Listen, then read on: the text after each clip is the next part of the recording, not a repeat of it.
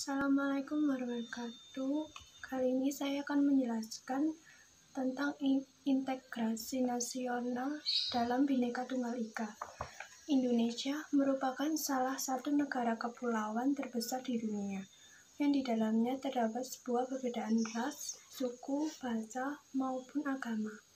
Untuk menjaga persatuan dan kesatuan bangsa di tengah banyaknya perbedaan tersebut, maka diperlukan suatu integritas nasional yang berpedoman pada Pancasila dan Undang-Undang Dasar 1945. Pengertian integritas nasional yaitu berasal dari dua kata, yakni integrasi dan nasional. Integrasi ini berasal dari bahasa Inggris yang memiliki arti menyatu padukan, mempersatu, atau menghubungkan.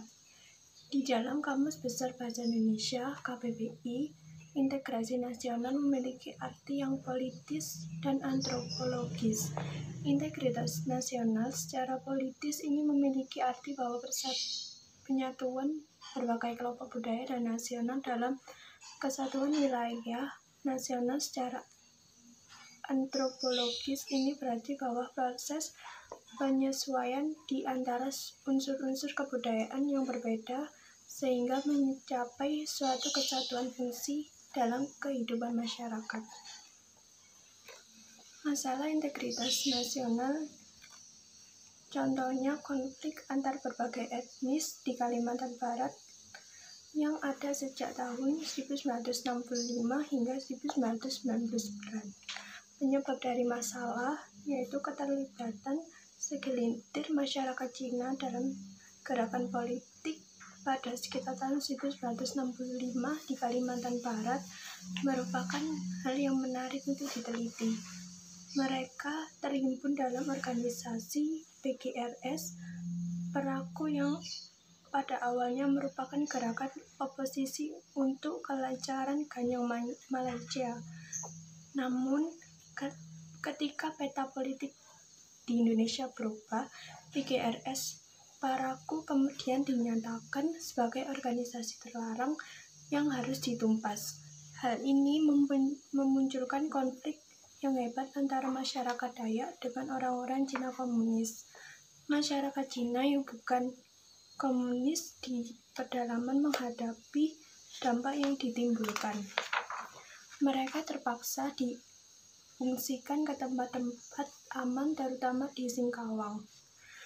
Kejadian ini mengakibatkan pengungsi harus memulai kehidupan mereka dari awal kembali karena meninggalkan kehidupan mereka yang sudah cukup memadai di pedalaman sebelumnya. Akibat dari masalah terjadi perlawanan masyarakat Dayak dipicu oleh peristiwa terbunuhnya beberapa orang Dayak yang diduga pelaku pembunuhan adalah orang Cina komunis. Peristiwa ini menyebabkan masyarakat Cina yang ada di pedalaman diungsikan ke daerah pesisir. Salah satunya adalah ke Singkawang. Keadaan ini menyebabkan mereka harus menyesuaikan dengan lingkungan baru.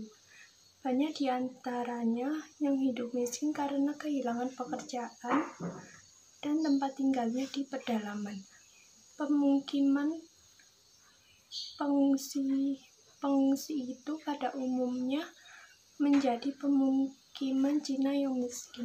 Penyelesaian masalah menurut kelompok.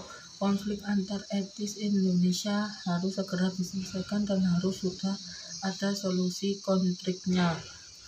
Pertama, melalui intervensi pihak ketiga, di mana keputusan intervensi pihak ketiga nantinya final dan meningkat. Contoh adalah pengadilan. Kedua, mediasi. Mediasi ini adalah cara penyelesaian konflik melalui pihak ketiga juga yang disebut sebagai mediator. Ketiga, rekonsiliasi. Proses penyelesaian konflik dengan transformasi sebelum konflik itu terjadi, di mana masyarakat pada saat itu hidup dengan damai. Adapun cara lain dalam menyelesaikan konflik yang ada, yakni konflik itu harus dimanajemen menuju rekonsiliasi, merubah sistem pemahaman agama, mengurangi penampilan berhura-hura dalam kehidupan beragama, meredam nafsu diksi untuk menghindari konflik etis. Penyelesaian masalah terdapat pemerintah. Tugas pemerintah dalam menyelesaikan konflik sebagai yang sudah dijelaskan di atas berdasarkan atau berlandaskan pada Peraturan Pemerintah Nomor 2 Tahun 2015 tentang Peraturan Pelaksanaan Undang-Undang Nomor 7 Tahun 2012 tentang Penanganan Konflik Sosial.